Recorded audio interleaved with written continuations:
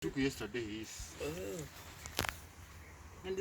I can see this lady.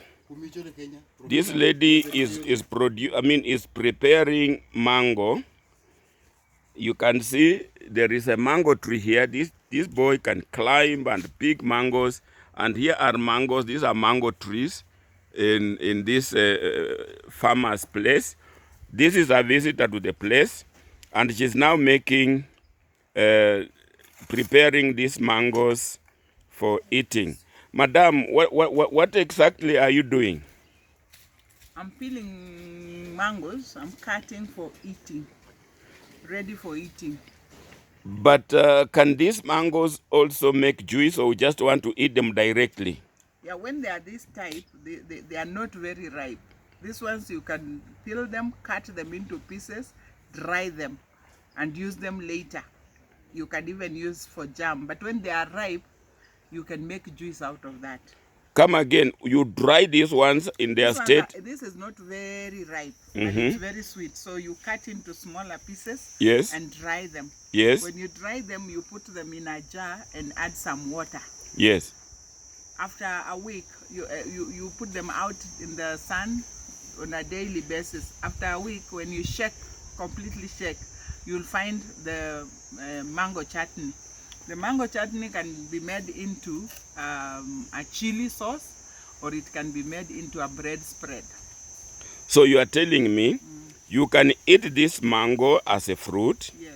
You can also prepare them in what you call chutneys. You cut them and you in pieces. Yes. You dry them, and then when they are dried, you soak them with the water. Or what was I saying? Yes, you ferment them in a bottle. Yes. With water. Yes. For some time. Yes.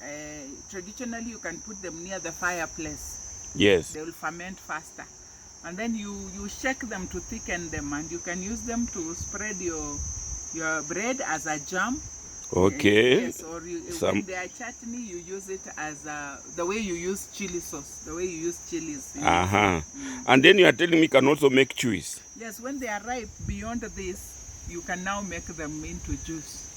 How do you make them into juice in the rural area? In the rural area, we always have a mortar and a pestle. So you will peel the pineapple, the mangoes, and then drop them in the mortar. And then you pound them into a paste. Yes. You add a little water and pour them out of the mortar and sieve. The water that you get is the juice. Then you can now use that juice as a drink.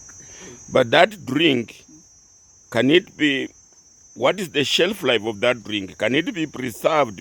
In the rural areas, we don't have additives, you don't have fridges, you don't have anything that can help us increase the shelf life. And you are in the rural areas, what do you do? Okay, when you have extracted the juice, you pour in a clear plastic bottle or a clear jerry can. And at the bottom of the tree, just at the tree branch, you dig a small hole that will fit in the jerry can. You immerse it into the hole, cover it with the soil up to the top. That way it is preserved. At the time that you want to use, you will just remove it from the soil, pour out the juice, and the remaining is returned. But so why should it be a clear jerry can? Why not any other? The dark jerry can does not pass through the air. So it's a clear one, which will also be easy to know. You will also look at it and see from the inside whether the juice has turned green. If it has turned green, then it has gone bad. But so it's supposed to remain yellow. Okay. So for how long can it last after you have preserved it like that? It depends on the season and the weather. If it is a wet season, it can go for a week because the soil is wet throughout.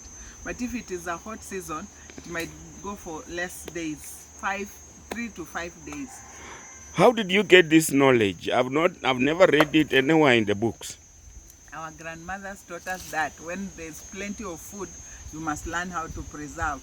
And therefore, from the indigenous mangoes, we were taught how to preserve. In fact, those days there were no plastic jerry cans. They only used to be paper bags. So we could pour in the paper bags and then dig a hole and place them there. So viewers, you are seeing that there's indigenous knowledge. We had indigenous knowledge. Africans head indigenous knowledge. I am here in Lutonyi village of Kivingei ward of Kimilili sub-county of Bungoma County. And this lady says all this knowledge existed with us, that we can actually preserve, make juice, even when you don't have blenders. You have seen what you can use. You don't need a fridge to increase their shelf life. You can make a natural fridge, so to speak, and you don't need scientific equipment. All you need is that clear bucket or clear container. The clear container, she says, will be helping you to monitor and evaluate. You look at it whether it's changing color or not, or whether it's getting spoiled or not. So here we are. Indigenous knowledge works. Indigenous knowledge has not been passed on to our youth, and our institutions have gone ahead and borrowed a lot of the foreign technologies, and we have not actually elevated and promoted our own. So here we are, back to this farmer. This farmer has got mangoes here. This farmer has got avocados here. And this farmer has got cows here. He says he sells avocados on the market. He sells mangoes on the market. But when there is no market, he doesn't want to throw them away. His cows can actually eat the avocados. They can also eat the mangoes. So here we are. We need to go back to our indigenous knowledge, to look at what we have in our compounds. In other words, we are rich. We are potentially rich, but we have not known how to realize that riches. I always say that poor means P-O-O-R, passing over opportunities repeatedly. You have seen the opportunities that we have on this. Madam, under the peels, when you peel, and do the peels have any use? Okay, the peels can be eaten. They are nutritious. They also help in as a what? When you eat a detox, and also they can be eaten by the animals. They can also be eaten by the chicken. And Bwana Farmer, I can see there are stones. That means the seeds of the mango. I can see once you have peeled it, the stone remains. That seed, what do you do with that? I replant. You say you are going to make a nursery. Yeah. And then It's already there. Oh, you have already a nursery. Yeah. So these seeds, you put them in the germination. How do you do it?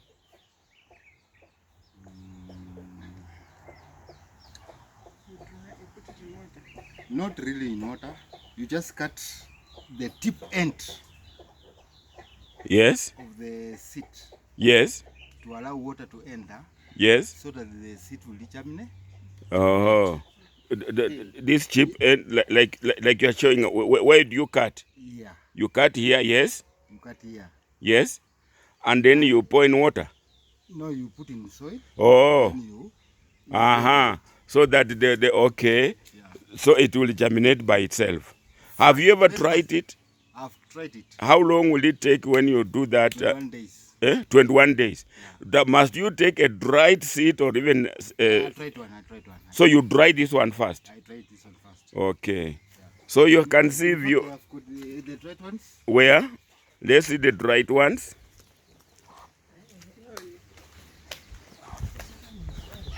The farmer has even chicken here. He has already dried some.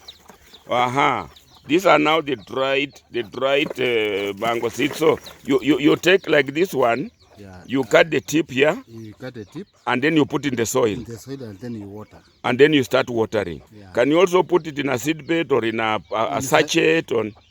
What I'm doing, Yes. I put a plastic down, Yes. plastic, Yes. then I put timber. Yes. Is there any way you can show me that you have done? Yeah, but you will not see it properly. Okay. This is the seed bed.